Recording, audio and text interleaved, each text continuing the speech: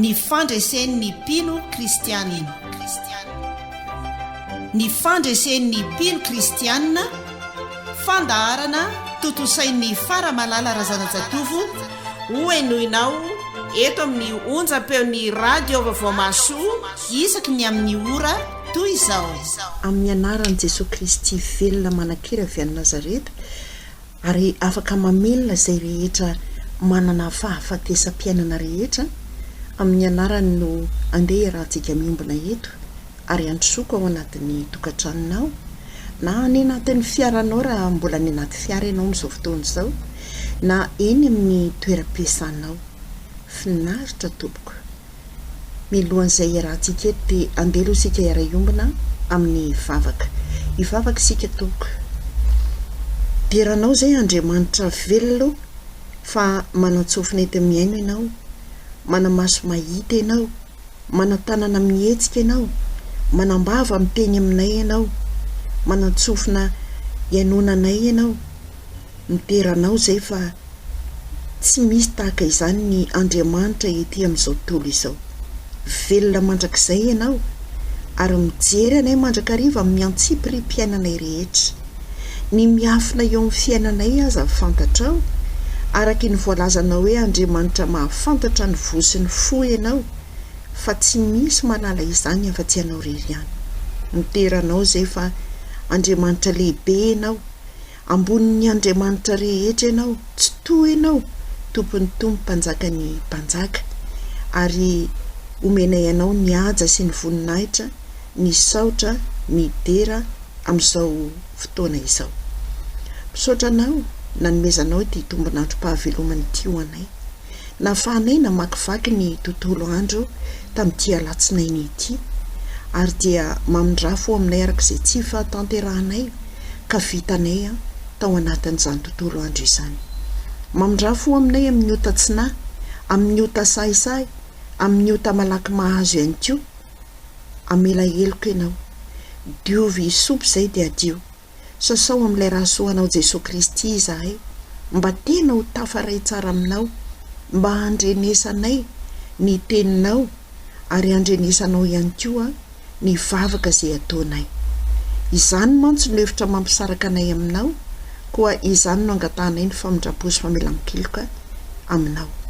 Misaotra Jesosy ny amin'ny fifonanao anay mandrakariva, ka mbola ahavelomanay tahaka izao. Ary dia ambara fohy ny teninao, ianao ihany koa ny hitari-dalana ny anay tsirairay avy, ahitanay ny lalina tokony hizorana indray eo amin'ny androm-piainanay sisa izay mbola ho lalovana sy ho vakivakianay ety ambonin'izao tany fandalovana izao.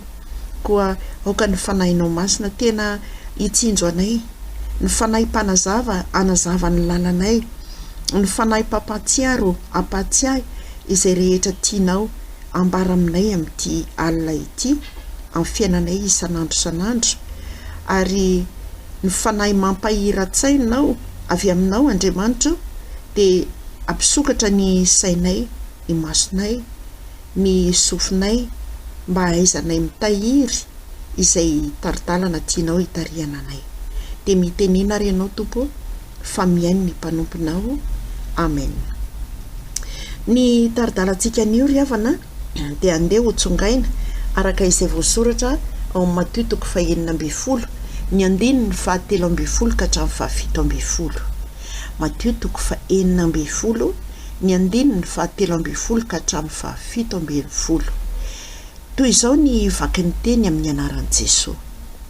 Ary rehefa tonga tany amin'ny faritanin'ny Kasaria Filipo Jesosy, dia nanontany ny mpianany izy ka nanao hoe, ataon'ny olona hoiza moa ny zanak'olona? Dia hoy ireo, hoy ny sasany Jaona mpanao batisa, ary hoy ny sasany Eli, ary hoy ny sasany Jeremia na anankiray amin'ny mpaminany. Ary hoy Jesosy taminy, fa ianareo kosa manao ahy ho iza? Dia namaly Simona Petera ka nanao hoe, ianao ny Kristy zanak'Andriamanitra velona. Dia namaly Jesosy ka nanao taminy hoe, sambatra ianao ry Simona Barjona, fa tsy nofo aman-drano no naneo anao izany, fa ny raiko izay any an-danitra. Ray masino manamasinanay amin'ny fahamarinana ny teninao no fahamarinana. Ozy ndraiky tsika manokana amin'izany anomezana lohatenin'ny taridalana ny hoe Jesosy Kristy velona.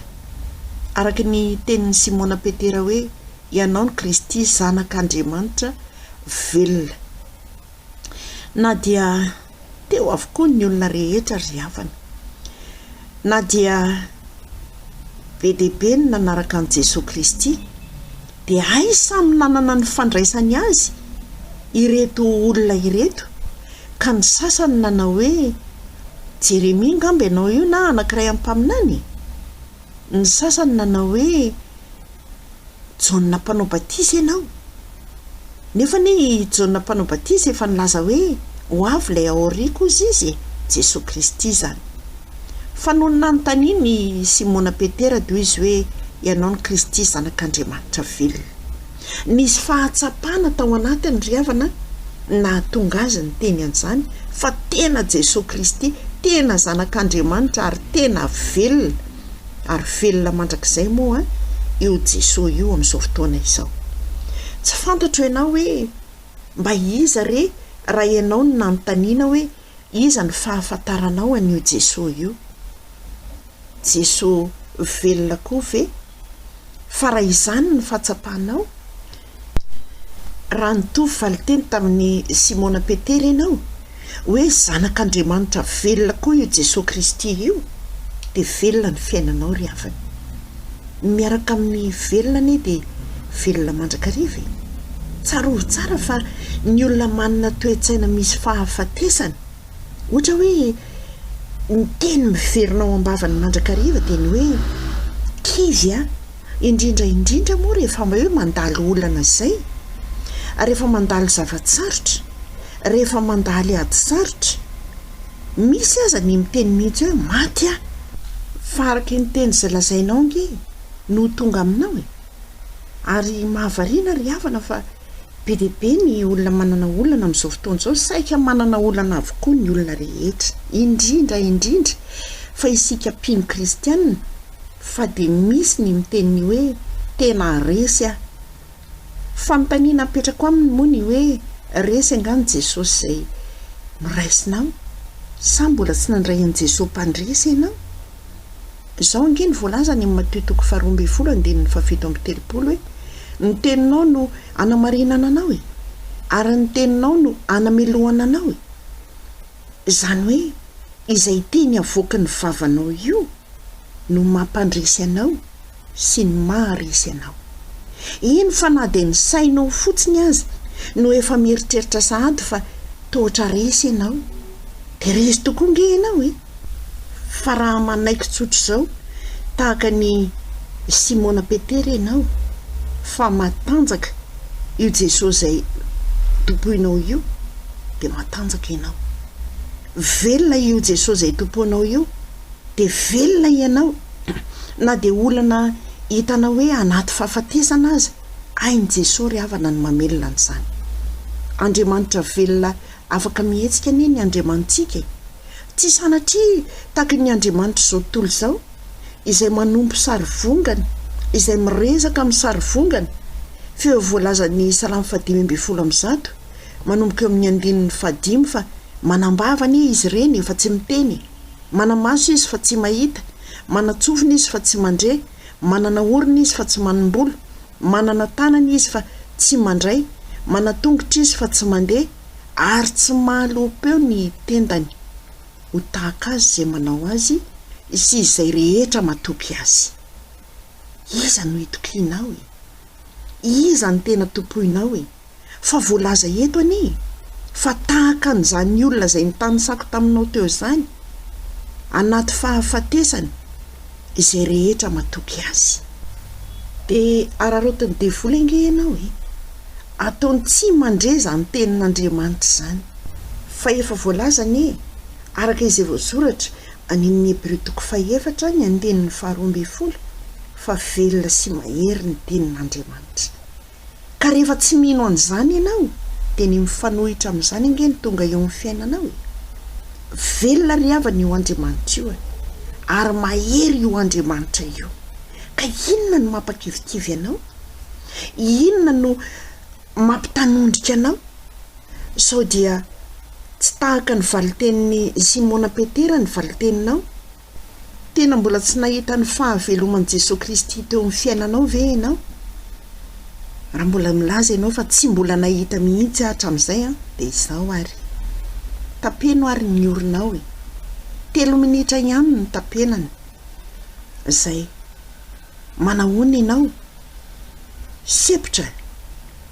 Ay, tapeno indray ary mandritra ny 10 minitra. Aza velanao isy rivotra hiditra ao anatin'ny fiainanao. Dia manahoana ianao? Fahafatesana no azonao, satria tapenanao lay asan'Andriamanitra velona. Dia ny rivotra izay tsy hitany masontsika akory, fa azontsika maimaim-poana noho ny fahasoavan'Andriamanitra mba hivelomantsika ry havana. Fantatrao moa fa raha miala ianao amin'ny miasan'Andriamanitra na tsy manaiky miasan'Andriamanitra ianao, dia fahafatesana tokoa ny miandry anao. Izany hoe ny faharesem-piainana ny miandry anao. Fantatrao ve izany? Fa raha toa kosa ianao mahay manaiky ny zavatra rehetra izay miseho, dia miasa io Andriamanitra io ary velona io Andriamanitra izay miasa io. Tsisy mahasakana ny heriny, araka ny voalaza hoe raha izy ny miasa, iza moa no ahatoetra. Tsisy matoetra ny asany ry havana. Ny tsy fanekenao izay rehetra miseho eo aminao kosa dia midika hoe tsy ekenao ny fahaveloman'Andriamanitra, tsy ekenao ny fiasan'Andriamanitra. Tena tiako resana mihitsy ry havana tia fahaveloman'Andriamanitra ty, satria mandrakariva izy io dia tsy dia mba henony sofintsika loatra raha tsy efa akaikikaiky ny fotoanan'ny Paska iny, mandritra ny fotoanan'ny Paska, ary manodidina ny fotoanan'ny Paska io no andrenesana izany hoe Kristy velona izany. Fa eto dia mampatsiafa raha tena mpino kristianina marina ianao, dia manana fahavelomana ianao amin'ny lafiny rehetra, satria hotsaroanao isan'andro izany hoe velona ny tomponao, ka dia velona koa ianao. Na inona mety zavatsarotra izay lalovanao, tsy hahafaty anao izany io. Fa ny mifanohitra amin'izany ara no hita tanin'Andriamanitra anao, araka izay voalaza ny any amin'ny Jeremia 7:1-20 hoe mahalala ny hevitra hiverana anareo aho izy dia hevitra mitondra fihedanana izany fa tsy loza. Mety loza miseho eo aminao fa eo amin'Andriamanitra fiadanana kosa no entiny eo aminao. Dia izao no lazaiko anao hoe raha manana an Jesosy isika dia tsy loza ny ady eo amin'ny fiainantsika. Misy ny milaza ny hoe tamin'izaho ohatra ny mbola tsy nanolo tena ho an Jesosy zany, tamin'izaho mbola tsy dia nivavaka be loatra, ohatra tsy dia misy olana ohatra n'izao Ie, ka ny ao amin'Andriamanitra dia ataony mandrakariva izay hitodianao any aminy, satria ny miaraka amin'Andriamanitra dia mandresy isan'andro. Ka raha tsy mitodika ao amin'Andriamanitra ny fandresena ianao, izay afaka mampandresy anao koa, dia inona moa izany ny fandresenao azonao eo? Te hitovy laharana amin'ny olona izao tontolo izao ve ianao? Ilay hoe miala eo amin'Andriamanitra dia tsy misy ny olana. Tsaroa fa faharesena izany ary ny hafarana amin'izany dia mivarina any amin'ny fiainana mandrakizay any amin'ny elo, any ny anjara toeran'ny olona izay tsy manana an Jesosy Kristy.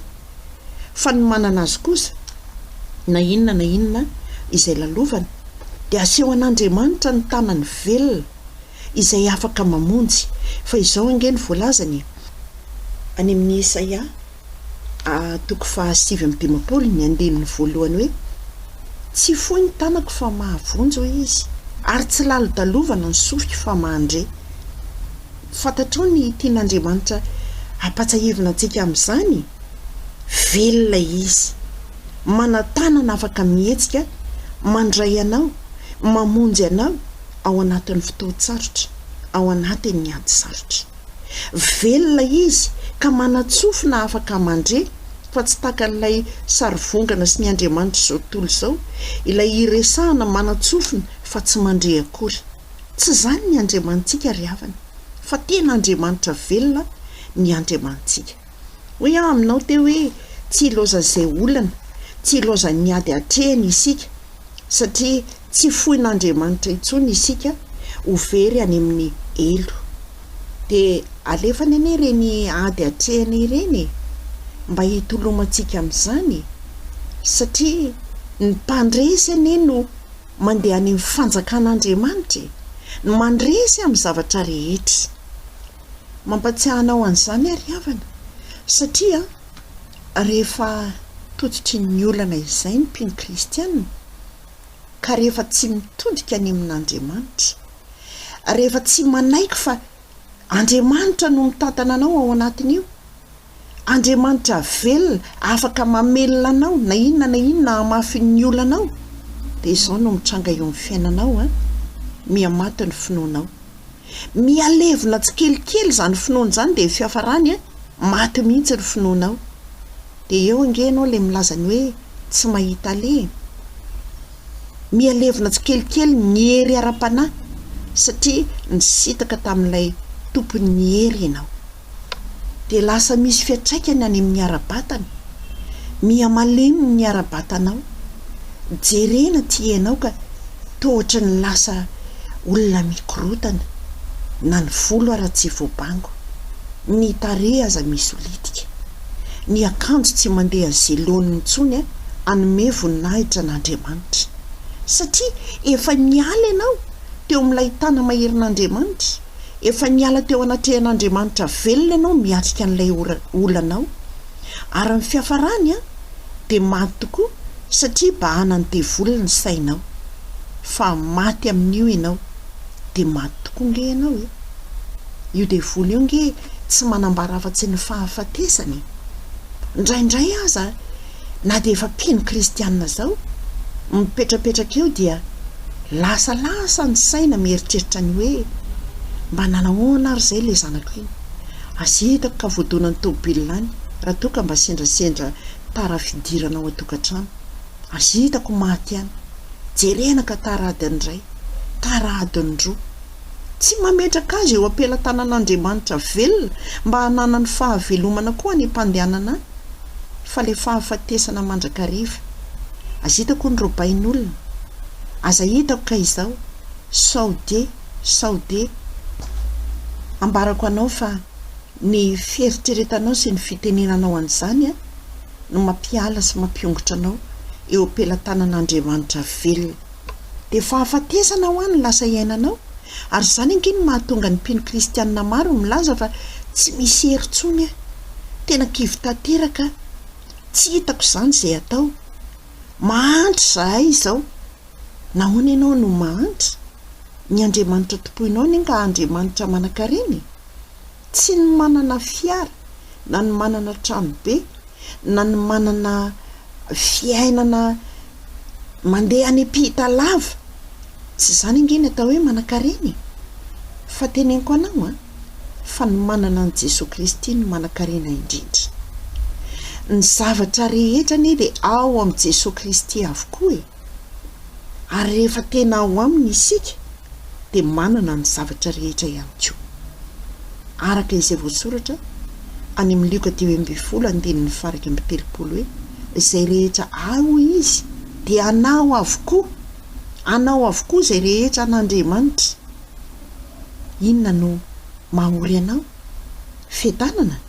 Sao dia mba ianao kosa ny tsy mitoetra tsara ao amin'ilay fiadanan'Andriamanitra velona, tohatry ny feno fahafatesam-piainana ny fiainanao. Sao dia mba ianao kosa no efa mizotra amin'izany lalana izany, fa velona nge ny Andriamanitra ao velona nge ny tomponao tsy afaka ny teny anga ianao hoe ianao ny Kristy zanak'Andriamanitra velona ka dia velomy fa raha afaka miteny an'izany nge ianao ain'Andriamanitra ny mamelona anao ain' Jesosy ny manisy fofinaina vaovao anao indray entinao miatrika ny ady sarotra rehetra izay lalovana.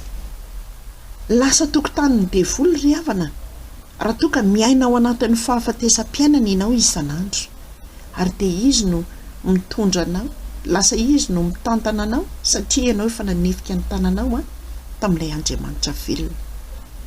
dia ataon'ilay devoly adinonao lay voalaza hoe lehibe izay ao anatinao noho ny amin'izao tontolo izao.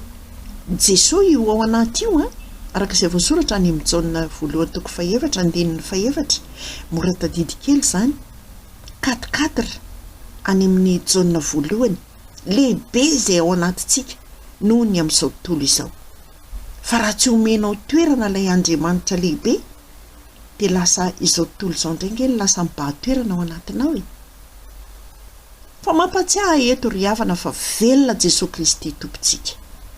Ka na mandalo ady mafy azy ianao dia iaino ny fahavelomany fa hamelona anao ao anatin'io adinao io Jesosy. Fa izy ilay efa niteny hoe izay mino ange eo izy na dia maty aza dia velona indray, araka izay voasoratra ny Jaona 1:5-20. Izany hoe mitaky ny finoanao Jesosy, fa na mandalo fahafatesana azy ianao amin'izao fotoana izao ka mino an Jesosy velona dia ho velominy ianao. Ny maty tany am-pasana arany ainy angeny namelona an'izany fantatra ao tsara ny tantaran'ny Lazarosy izay efa maty ary efa trandro tany am-pasana. Tsy fantatra hoe afriana zao no miheveranao fa tena ao anaty fahafatesam-piainana ny mombanao rehetra. Fa na afriana ry havana rehefa Jesosy velona no hivelomanao dia mamelona anao izy. Enoy ny teniny fa tao am-pasan'ny Lazarosy ange tsy hoe Lazarosy rery ny tao fa mino fa be dia be olona maty tao. Fa nitonon'ny Jesosy manokana mihitsy ny anaran'ny Lazarosy hoe ry Lazarosy mitsangana. Izany hoe ianao eo anivon'izao tontolo izao dia ho tonon'ny Jesosy manokana ny anaranao mba ho velona ianao, mba hanana ny fiainana mandrakizay ianao, mba hanana ny fandresena ianao, amelona ny fanantenanao indray izy. Ka na dia ory sy very hevitra azy ianao dia tsaroa fa raha mbola izy koa ny farany dia tsy ho foana ny fanantenanao. Mino fa hainao tsy anjery mihitsy izany araka izay voasoratra any amin'ny 3:20 izany nambarako anao izany. Mamelona ny asanao izy fa mandeha anatra any amin'ny fahamarinana, fa izay mandeha amin'ny fahamarinana sy ny fahitsiana dia tsy maintsy velona ry havana eo amin'ny asa izay atao. Tsy ny fabetsahan'ny karama, mety hiteny ianao hoe kariranina kosa ny mikarama zao etsy. Inona moa ny anazy izay analiny ity? Fa be dia be ny olona mikarama analinaliny maro, fa mbola manana ambombava mihoatra amin'ny olona izay mikarama anetsiny tsy mahatratra farany volana akory. Satria nahoana? Lay Andriamanitra velona no nanoloranao voalohany nentinao ambavaka teo anatrehany ny karamanao na ohatrinona ary izy na inampitombo azy dia lasa nisy ambo ny karamanao. Tiako ambara amin'izany ilay tantaran'ilay mofo 5 sy azan-drano roa. Tsy nisy afa-tsy ireo ny teo am-pelantanana, fa inona nataon'i Jesosy rehefa voarainy ireo? Ny andrandran'ny lanitra izy dia natolony ho an'Andriamanitra. Nivavaka izy teo anatrehan'Andriamanitra. Ilay Andriamanitra velona, Andriamanitra mahagaga, Andriamanitra mahay manao ny zavatra rehetra ary izay tsy hain'ny olombelona atao dia hainy atao. Izany no nataon'Andriamanitra tamin'ilay mofo 5 sy azan-drano roa dia nampitombony, tena nasehony ny tanany, nasehony ny heriny fa tsy misy tahaka anazy. Tena avoky olona tsy omby 5,000 ary mbola nananamby izany mofo izany. Mbola nisy ambiny 12 sobika. Ain'Andriamanitra ry havana mahatanteraka tahaka izany na ohatrinona izay raisinao rehefa entinao aminy ka isorana. Satria amin'iny fotoana iny ianao dia omeny tolotsaina ahafahanao mahay mandrindra ny volanao. Omeny tolotsaina ahaizanao mahony tena amin'ny zavatra rehetra. Omeny tolotsaina anananao fahatahorana n'Andriamanitra ka tsy hanapariparitahanao ny volanao etsy eroa. Dia mandehana mahitsy ry havana fa Andriamanitra tsy miaro zava-tsoa izay mandeha amin'ny fahetsiana araka ny salamo 7:20 andiny 1:10 zany hoe mahavelona anao ny asanao fa Jesosy velona sy marina no tompoinao. Koa andao ary velona sy aina be deabe an Jesosy Kristy ilay efa noraisintsika ho tompontsika sy ho mpamonjintsika isika ary iaina ny fanoloran-tenantsika ho azy mba ho velona avokoa ny momba antsika rehetra. Tsarova fa ny olana farak'izay enjana dia efa resin'i Jesosy ange dia ny fahafatesany izay midika fa mahay mampandresy anao ihany koa izy, mahay manangana anao ao anatin'io manahirana anao io izy, mahay manangana anao amelona anao ao anatin'izay efa fahafatesanao izy. Raha velanao hibahan-toerana eo amin'ny olonanao Jesosy fa tsy hoe ny olonanao no ataonao mibahan-toerana bebe koa noho Jesosy. Eo kariavana ho atao pasika mandrakariva isan'andro ny fiainantsika mba hitenenantsika sy hiderahantsika an'Andriamanitra fa velona ny tompontsika. Ho an'Andriamanitra irera voninahitra andesika hiara-iombana amin'ny ivavaka isika tompoko. Misaotranao izay Andriamanitra noho ny amin'ny teninao izay mampahatsiahy anay tokoa fa velona ianao.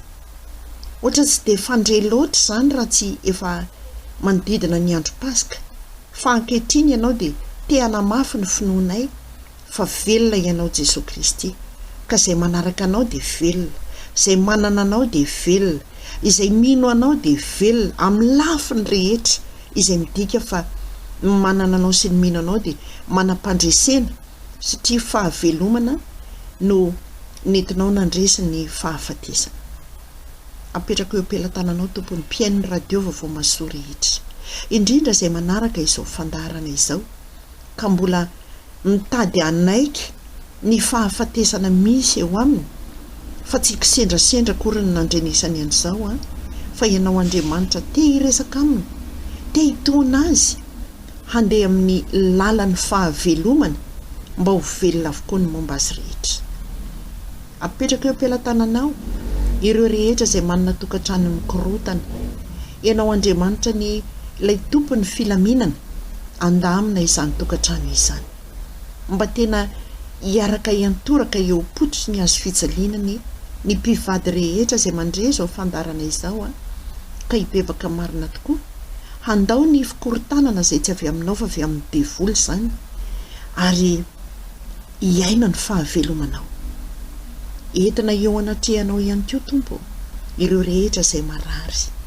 Ao ange ny efa narary antaona maro fa ianao Jesosy Kristy ilay efa nifatsihana teo amin'ny azo fijaliana nitondra ny aretina rehetra ary manasitrana izay rehetra mino anao no angatahako aminao mba hitenenanao koa tompo amin'ilay teninao manan-kery manam-pahefana hoe sitrana ianao, mitsangana be tao ny fandrinao.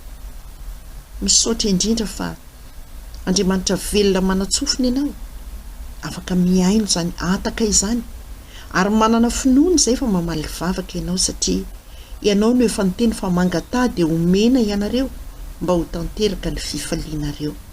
Misaotra indrindra Jesosy apetraka eo am-pelantananao ny mpiaino ny fandarana fandresen'ny mpino kristianina hanam-pandresena manomboka androany amin'ny fiainana sisa rehetra manoloana ny ady izay hatrera.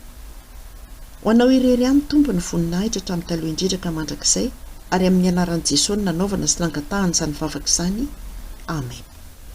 Indro omeko anao ry havana ny larana finday raha toa ka misy izay ilainao azy dia ny 034 11 293 24 dia miorena tsara asa miova.